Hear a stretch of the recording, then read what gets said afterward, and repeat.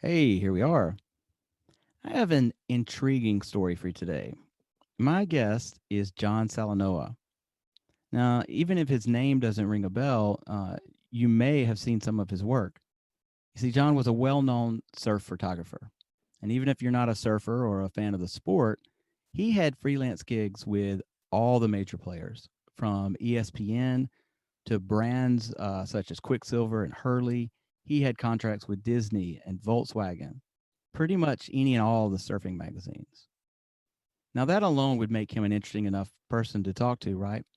Well, his story took quite a dramatic turn about 5 years ago. While driving, John suddenly lost all sensation in his legs. He was paralyzed in an instant. Now, just try to imagine that. And we'll find out more details in a moment. But he was later diagnosed with a rare neurological disorder called transverse myelitis, or TM for short. In a nutshell, that's inflammation around the spinal cord, and it results in interruption of communication between nerves in the spinal cord and the rest of the body. Hence the paralysis and other symptoms we'll hear about. A famous surf photographer, as well as a surfer himself, his job required him to stand long hours on the sand, and suddenly he can't stand anymore. His is a fascinating story and ultimately an inspiring one. So let him tell it. Welcome to the program from Hawaii. Aloha, John Salanoa. Aloha, Mark. How are you? I'm good, man. Good to talk to you. Nice to talk to you. Thank you so much for having me. So stoked that you picked me up. I love it. Beautiful. Yeah, Thank you. well, your story is great, man. As soon as I came across it, I'm like, I got to talk to this dude. So we got a little bit of your background there from what I explained and what happened. Take us to the moment in the car. Mhm. Describe. So you're driving along, and what? Just all of a sudden? I mean, what happened? Yeah, actually, the attack. So they call it when you're suddenly struck and then you go into paralysis. They call it an attack, and it actually happened while I was at one of my contracted players that I was shooting for, which was the surf brand Quicksilver. And when I was inside the office there, when I was leaving, I started to feel a sharp pain that ran through my back. And it was like sudden. And like when you moved, you're like, oh, did I just blow a kidney? Did I just do something to myself? Did I just Right. do? And it was annoying at first. And it made me want to leave the meeting quick, which I did. And I had a friend with me because he was shopping because we get discounts. Yeah, Quicksilver. So he was with me and we took off. And as I left the corporate office in Huntington Beach, California, it felt like someone just opened up my back and exposed my spine and Wow. put a melting hot rod along the whole length of my spine. It was Okay. exactly what it felt like. It took my breath away Mm. and the paralysis was instant. And I was actually driving, and this is crazy. So I'm at Quicksilver, one of my clients, and then I was driving a Volkswagen because I was going to shoot that thing later in the weekend.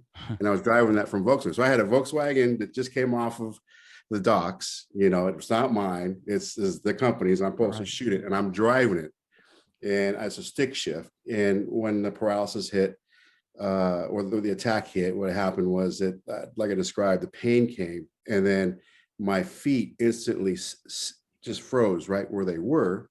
And being I was in a stick, where they froze was my right foot just off the accelerator, and my left foot was completely compressed on the clutch. So I was in free flow when Mm. it struck. And then the pain was so dramatic that I was passing out. So I was able to winged the car over to the shoulder and then lost consciousness. And Wow. when I regained consciousness, I was being dragged by my friend from the driver's side. And I came to a little bit, and he was tow dragging me all the way around the car and threw me into the passenger side. Now, from the time it took us to go where we were in Huntington Beach, just outside of Quicksilver, to the Huntington Beach Memorial Hospital was a 10-minute drive. That 10-minute drive to me seemed like it was like 2-3 hours. Right. The pain was unbearable. I was in and out of consciousness. Wow. It started with the legs, and then my core area started to shut down. And then my core area, within the 10 minutes to get to the hospital, it moved to my chest and it moved to my shoulders. And by the time we got to the ER doors, I was completely paralyzed from the shoulders down. And when we got in there, the transverse myelitis attack didn't stop. In about an hour to an hour and a half after I was admitted, the TM kept working, and it shut my lungs down, so I couldn't breathe. And then I was grateful that I had someone with me in the car, because if he wasn't there and my lungs shut down during an attack, if I was by myself, That'd have been it. I would have expired right there on the Yeah, side of man. the road. Did you still must have at that time when they're taking you to the hospital, or your friend's taking you to the hospital, right? You didn't The ambulance didn't come get you. Your friend took you to the hospital. No, yeah, he thought I was having a heart attack or a stroke or something along those lines. Well, that's what I wanted to ask is like you still probably thought you were dying, right? I I thought I was mean, dying. yeah. Yeah, I thought it was a stroke or a heart attack. I was on the same lines with him. I even said, I think I'm having a heart attack or a stroke, is what I said before I lost consciousness. How old were And you? so this happened 5 years ago. This 24th, March 24th is when this happened. And I'm 53 now. Okay. So, So you're still and, a young yeah, 48. yeah, Yeah. 48. So, right, and so it was, You're an athletic dude. I mean, you're a surfer and, I mean, so you yeah. I mean, it must have been shocking, I What guess. happened? All of a sudden, Yeah. fine, happy, living life, and the next thing I wake up in the emergency room and I can't do anything. I can't even breathe. I'm on a machine because I can't breathe. From the time that you had the event in the car, how long after before they finally could diagnose you as having TM? 18 days. 18 days. Wow, man. So for 2 weeks plus, you don't know what the hell's going on with you. No, completely paralyzed. Your nerves are spasming out, so I'm getting neural pain. I'm passing out because of pain. It's just so bad. They put you on morphine, they knock you out. You wake up, you're in pain, you knock out. So it was 18 days. It was 4 MRIs, 5 CAT scans, and 3 spinal taps, and 1 full spinal tap. And I don't do spinal taps the full length of your vertebrae. It's just a dangerous thing to do. So they put me under for that one. But then I went on a 5-hour procedure for another spinal tap, and they still had no answers. And it was a Were, process of elimination. were they coming? Well, I was going to ask. Like, I used to watch. You ever watch that show House MD? Yeah. Yeah, Yeah. I used to love that show. And they, they'll get like 3 diagnoses wrong before they figure out the right one at the end of the show. And Yeah. did they like for over 2 weeks were they coming in? Well, we think it's Yeah. hepatitis, or we think it's this, or whatever. Right. Lyme disease was the first one because they knew it was neural. Because Okay. for a healthy guy to be fit and then all of a sudden completely paralyzed, it had to be neural or it had to be viral. It was one of those 2 avenues. So they went the whole viral scope, and we did tests. We did cultures for 2 weeks and nothing came up. And at the same time, we were doing things to find the inflammation. Ironically, the inflammation for me kind of hit itself, and it was working for about 2 months before the actual attack hit me. The inflammation was attacking and eating my spine away. So it had 2 months ahead of the actual attack of eating my myelin sheath away and exposing my nerves. And so, Were you experiencing any sort of mild symptoms then that gave you a clue that like, hey, maybe I'm not 100%? yeah, hindsight 2020. Oh my gosh, absolutely.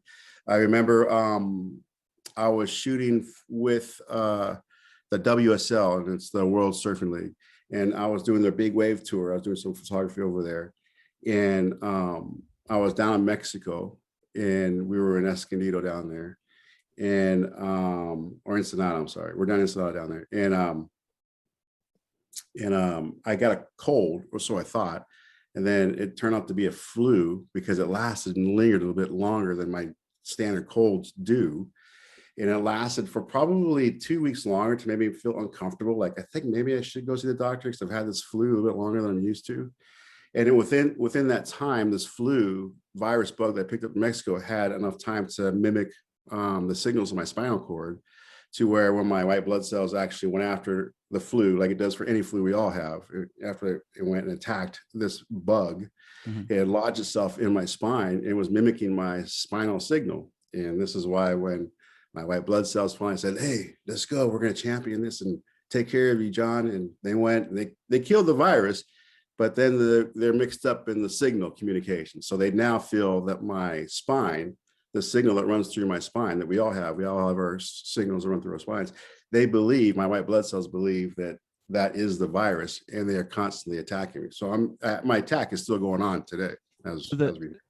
So the virus in Mexico is, if I understand it correctly, is in essence an indirect cause of the TM. I mean, because your reaction to the virus then is cured, but then your body's still responding to it, and that is the TM. Right. TM is inflammation. It's your white blood cells going rogue. Cancer is inflammation. MS, multiple sclerosis, is inflammation. The bruises you get when you bump the table, that's inflammation. Anything that we have that really hurts the body, it's basically, not basically, it's inflammation. For me, it's my white blood cells are eating away the myelin sheath that protects your nerves, and they're just chomping away. As Well, of today, I have a eight vertebrae break. So my TM wow. has eaten me down from my T2 to my T10. Okay, so well, let's talk about your current condition then. I mean, you were paralyzed, but you you can walk now, or what? What shape are you in now, and are you in a state of remission or improvement, or are you going to continue to deteriorate, so to speak, from the TM? Yeah, unfortunately, it's going to be the latter. I will continue to deteriorate. They don't have a cure for it. There's not enough people diagnosed with transverse myelitis for them science to really put a lot of money behind it. Only 1,200 cases are diagnosed, worldwide. Wow. So it's a hard thing as per year, and so it's so hard that science get behind it. So we kind of piggyback what they know about us off of MS, where multiple sclerosis has more studies behind it. And I'll piggyback us behind Lyme disease studies because there's more studies behind Lyme disease, and so we just kind of ride their coattails of knowledge. Now, on the backside of that, there's not much study behind TM except for those who've had it in the past. So they broke it down to this. So you have a 1 in 3 chance of recovering to about 85 to 95% of your life back, your body back. And then you have a third of a percent to where you'll get some gain mobility back, but you're most likely going to be in a wheelchair for the rest of your life. And then there's a third of those who come down with TM, and there's no recovery, and death does come sooner. So those are what they give you. They give you those But 3 you buckets to choose right, from. but you have you're not in a wheelchair right now, right? No, it took me a long time to get out of bed. I mean, it was a year before I had worked myself 3 a day Mhm. in the will to just do it, just do this. It took me a year to get out of bed, and it took me about another 2.5 months to get out of a wheelchair. Wow. So, but you can walk now. I mean, I can walk. we talked once before. Can you explain again to me the kind of the process you go through to just walk? Well, when you hear it, because you'll hear and you see people say, when they tell you that you have to learn to walk again, I mean, they're not kidding. You really have to learn to walk again. You go back to when you were a child and you're putting those commands together to step, walk, move. Right. I had to do the whole thing all over again. I had to, like a toddler, figure out commands to Wow. make my body move. Now, the unique part of this is I have zero touch sensation, or very little in some parts, but I have almost zero touch sensation from my chest down. So I don't feel the ground underneath my feet. Mm. If I'm walking, when I'm walking, if I'm doing anything, I have no sense of balance. So, we have a core balance, or we have a sense of balance. And, I have my equilibrium has now moved to my shoulders, and my head kind of keeps me balanced now, more so than my core, So because I don't have that sense. when you're walking, you don't feel the ground underneath your feet. No, I don't. Wow. That is hard for me to wrap my head around. Like, you know, I don't know, like, I guess because I'm clumsy sometimes, and it's like, if I don't feel the ground, I don't even see how I could walk without feeling my heel touch the ground and rolling my foot forward to my toes. Without that Right. sensation, you would have to just calculate. I guess. I mean, tell me, you just calculate. This is about how much pressure I need to put in, or whatever. I also don't have the sensations where I feel my muscles contract. Do you feel your muscles contract? You feel them release? I don't. I don't Yeah. feel my muscles release. I don't feel them contract. I don't feel any of that. All I know is that I set my sights on the horizon, and I've got this cadence down that I've learned, and it's a simplistic one, but after 5 years, I've mastered it to where I can walk. I don't really talk to people when I walk. I talk quiet. which is hard to believe because I talk so much right now, but I talk quiet. I mean, I walk quiet because I got to concentrate on my walking. Mm-hmm. So I have a cadence, squeeze butt cheek, squeeze calf, squeeze thigh, bend knee, roll. And this is a cadence that I do. And the roll is for me to tell my body to roll my foot, to roll my heel Mm-hmm. down onto my toes because I don't Wow. feel it. So I got this mobility going of cadence. I don't feel what's going on. I'm just seeing, I'm looking. Oh my gosh, that's moving. I thought this. Oh my gosh, that's moving. I thought this. Yeah. It's moving, it's moving, it's moving. I had to do it small. First off, my toes. I got one toe to move. It took me about 2 weeks. I got another toe to move. It took me about a month, and I got my calves to move. It took me about 6 months, and I got my hips and waist just to move. Right. And so I was able to then rotate myself in bed while I was in the hospital. So it took me a long time, a long progression to get there. So all along I was memorizing things and I had to put them together. I don't have any sense of touch. So what do? I don't feel the ground. The first time I got up on a walker and they had me walk, I went straight down. Yeah. I went straight down. The second time on a walker, straight down. Fourth, fifth, sixth, seventh. It went on and on, straight down on the ground. Well, how did you deal with that mentally? I mean, you got a pretty good attitude, good spirit, but surely you weren't like that instantly after all this stuff happened. How devastating was going from one day standing on the beach taking surfing photographs to like you can't walk? I mean, how hard was that? Yeah. Oh man, Mark, when you go from having a really good life, you're doing for yourself, you love your work, you love your job, you're happy, you just, everything is just flying, right? I'm a positive person anyways. I'm a, positive affirmations make the world go around, positive mental attitude, give love, give love. I'm that type of dude, always been that type of guy. But when this hit, I went through probably, no, not probably. I went through the most traumatic mental breakdown, emotional breakdown, I'm beyond sure. obviously physical. And I broke. And it took me, I mean, we're human though, yeah. So I had to go through all these standard emotions that we have to go through. So I went through the pain, the like anger. I'm Hawaiian Samoan. So my anger was loud. Yeah.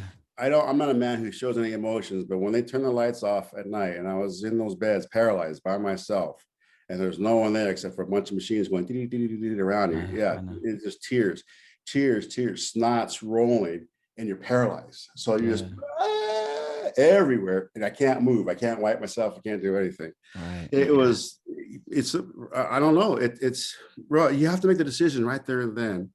And when I came out of this, state of coming to a realization that this is me for the rest of my life. This is me, John. This is you. You're done. This is what you've got. It was like, how do I deal with this? How do I take this on for the rest of my life?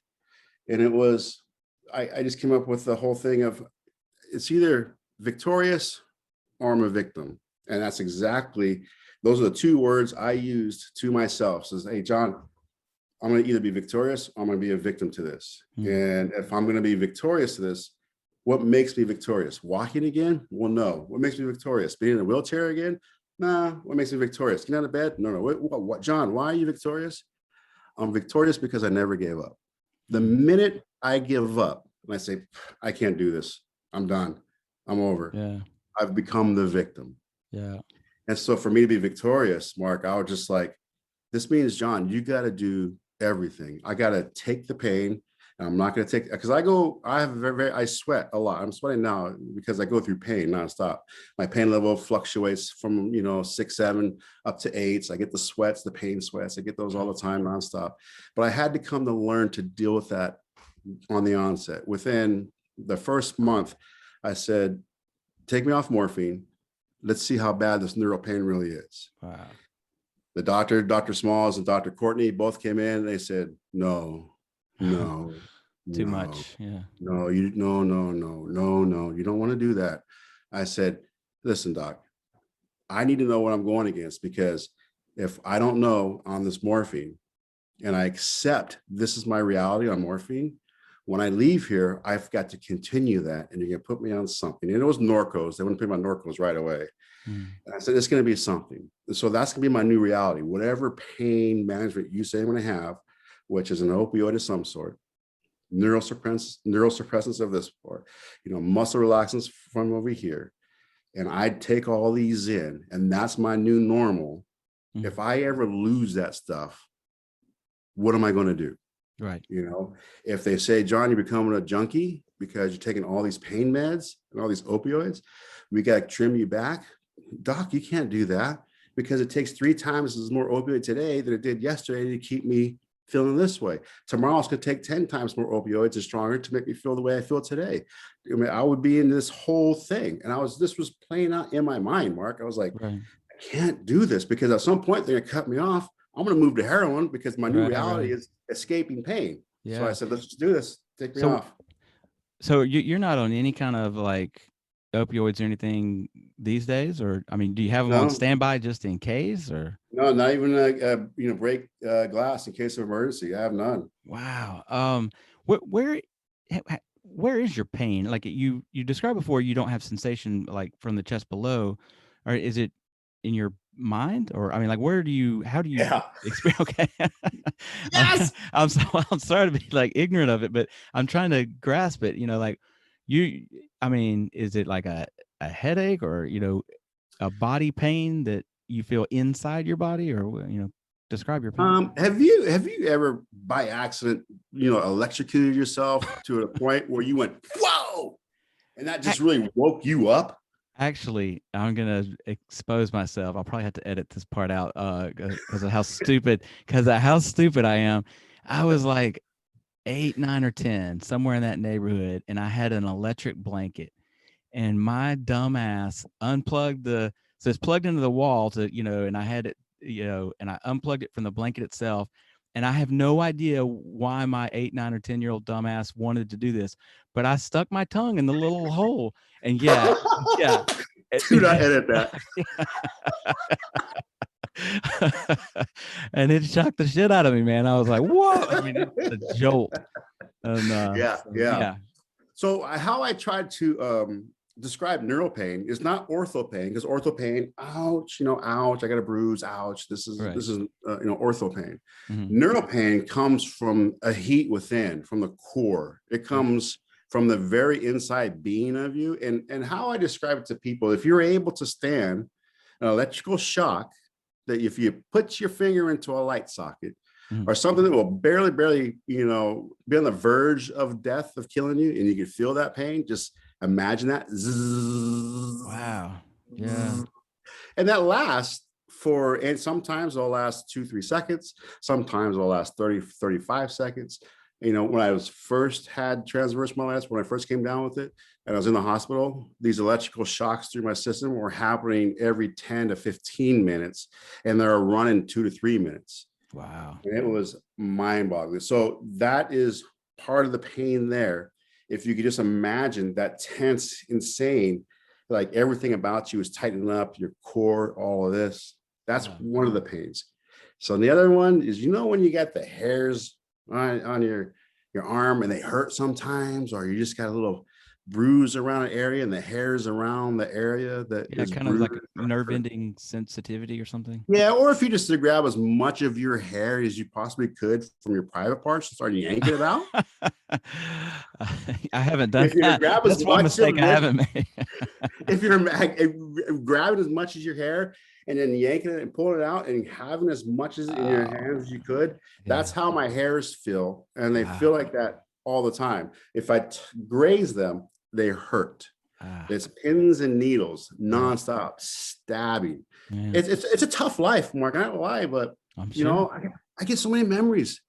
I've made so many memories since I've been sick because I've been able to achieve so much in walking and not giving up, not being a victim. I still go out and I shoot pictures. I'm moving into the art realm. I'm no longer doing editorials. I'm no longer doing, the big marketing campaigns. I can't do those anymore. Mm. But I'll be darned if I'm going to miss out on any life. So, I'm So moving into art photography, which is great for me because I can sit anywhere, or I can walk anywhere, and I can do little spots of boom, shoot, produce. that's good. That's actually a good segue to uh the last thing that I do on my podcast is I have this segment called 5 Minute Zen. And basically, I try to give the listener some practical advice, something to think about for 5 minutes that they can implement in their day. Uh, your answer doesn't have to be Zen related or anything, but for you, I actually have two questions. Maybe they get 10 minutes in today. But my first question is, you know, how ultimately, well, you've described some of how you got through it mentally, but what advice would you give to someone who encounters something sudden, a shocking event, maybe even a tragedy in their life? What advice would you give them? That's my first question. Well, we're all brothers and sisters. And with that, there's a certain amount of things that we have to go through when this hits us. We have all the emotions that we're human beings that we have to go through. And I would say the biggest part of, for me in the beginning, was not fighting those emotions. They were raw, and they came out. And I utilized all those to get through what I had to go through, that shock value of what happened to me. And once I got on the backside of the crying and the depression and the anger, and once you accomplish the fact that you accept your new reality, and that's the Right. biggest thing, the accomplishment of accepting your new reality, then you say, this is now my base of my life today. And so tomorrow I got to do something. And for me, it was four things. And for anyone else, it could be a bunch of things. But for me, it was, I got to do these four things to make my baseline tomorrow, my life better tomorrow. Mm. And I came up with that reality probably at month 3 of this. It took me 3 months to come up to that reality that okay, no more of this. And that meant that I had to better myself. And my categories were 4 different ones.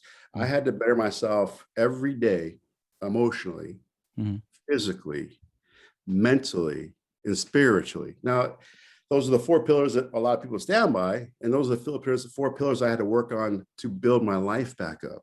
So I didn't want, if you take these ideas of building yourself back up and you turn them into tasks, annoying tasks, things I don't want to do, things that I want, you're not going to do them. So for me to convince myself that I'm victorious and not the victim, and not to have the victim mentality to say, well, I can't do that because I don't want to. I can't do that because I don't know how to do it. I can't do that because I can't do that. I can't, I won't, da, da, da. I'm not going to change my diet. I'm not going to do this. I'm not going to change that. I'm not going to do these things, but I want to get better, but I'm not going to change my life to get better. I had to get through all that. And I just went through those 4, to make myself better every single day. Physically, I go on enjoyable bike rides. I have enough eyesight. Because I guide my balance via eyesight. Right. My shoulders, my head, and my eyes, and seeing the horizon is how I balance. And I've gotten really good so I can ride bikes. So I bike ride, always better myself. And I'm always enjoying these things, mentally. How do I improve myself mentally every day? It's by taking ownership at the end of the day of everything that was wonderful that I accomplished in my life, taking ownership of, hey, you know what, you walked 2.5 miles today. That's good. You heal yourself when you That's good talk for to yourself people. in these Yeah, that's good for people without tea. Man. things. Yeah. I make it as much as my life enjoyment as I can to make myself better. And like I said, I just every single day, if this is my base level, tomorrow I got to do these things to make me better tomorrow. And then that's my baseline. And then Right. the next day, I'm going to do 4 things to make myself better. That's my new baseline. And I keep going up. And then the bottom part is, I don't know if a lot of your listeners are going through chronic pain and they're trying or they're not using the drugs for it, the opioids and all that. There's no escaping it. You have to accept pain as your life. Part of If life. you're going to take this away and you're going to take the opioids away, you have to accept pain is your life. So what's the counterbalance to that? A lot of laughter. Well, A lot. that actually relates to the second part of the question I wanted to ask you is, and you kind of touched on it with everything from making a breakfast sandwich to taking a bike ride. What the question is, what are you grateful for these days after what you've been through? What kind of gratitude do you have going on these days that you didn't maybe have beforehand? Making memories, I absorb so much more in today's world than I ever absorbed before. I really do absorb the warmth of the sun today way more than I did 5 years ago. I Yeah. absorb the way birds fly, they float in the wind. I absorb the way the trees blow in the wind. I absorb ant colonies. I absorb lizards in the ground. I absorb everything. And when you have a large, heavy absorption of the surroundings, earth, you have Mother Nature or anything that means something, and you have a high amount of absorption going on, you have a high amount of healing going on. Hmm. You have a high amount of mental stability and mental awareness going on. You are enlightening yourself every single day. So that my absorption rate is so much more. And with that, my laughter rate increased. People around me increase.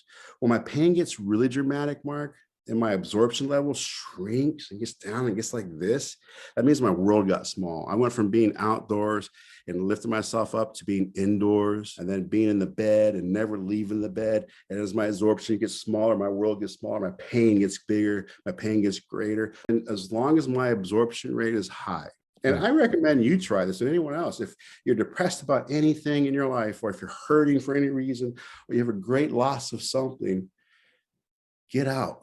Yeah. Just do a blanket absorption. Study. Don't just glaze. Study. Well, Look at things behind it. I was going to say that your answer is even without trying is pretty zen, man. That was pretty spot on. Well, That's thanks, awesome, man. man. Yeah. Well, that's awesome. I'm going to go absorb some stuff today. Yeah, man. Okay. Well, what do you got going on these days? You mentioned art before. If somebody wants to follow you, what should they do? Follow you on Instagram, or where can they Yeah, find so you? I have my professional photography page. I have a web page that you can go check out. It's more of my corporate type stuff I was doing for photography. It's salanoacreative.com. So it's my last name, salanoacreative.com. Or you Okay. can check me out on my Instagram, which is more, you'll see I'm moving towards art based because of my transverse myelitis. And it's a big investment right now. So I'm in the middle of pooling my investment for that. Okay. And so for me to come out with the high-end art pieces that I'm looking to do is going to, it's a 6-figure investment that, I'm maturing right now. So that's the biggest thing I'm doing. So if anyone wants to see how I'm progressing from doing editorials and doing, marketing for companies, you can go to my Instagram to whole bra, Hawaiian Right. thing. So it's HOOBRAH. So that's a little bit of Hawaiian there for you. But so it's whole brow _ JS for Okay. John Salanoa. And I'll you can put find me there. Yeah, I'll put it in the notes. So anybody that's listening to the podcast, they'll see it in the description there. I'll put a link. So awesome. Yeah. Well, all right, man. Well, that's about it. Zen Sammich also has a website to go to. We now have a Patreon page. So for just $3, you can support the podcast. I hope to be listener supported. And I put exclusive videos there for patrons on that page. If you sign up now at any tier level before March 31st, 2021, I will send you a handmade, personalized postcard on washi. That's traditional Japanese paper that my wife and I make. I'm going to send you one, John, anyway, just as a thank you postcard. And I love everything about the Japanese culture. I date a Japanese woman. I'm all about everybody. Yeah, yeah, send them. I'll get your address after we get off the air here, and I'll send you a thank you postcard. But for listeners, go to patreon.com/Zen Sammich. Sign up at any level between now and March 31st, and I'll send you a postcard with a personalized note on it. For the price of a grande coffee with soy milk and Splenda, that's the way I like it. You can help spread some kindness in the world, some mindfulness, and hear more inspiring stories like John's here. And if you can't do it, no worries. I'm glad you're listening. So that's it. John Salanoa. Mahalo, my friend. Did I say it right? Mahalo? Yeah, mahalo, my brother. Thank you so much. Mahalo means thank you, brother. Thank you so much. All right, man. Thanks.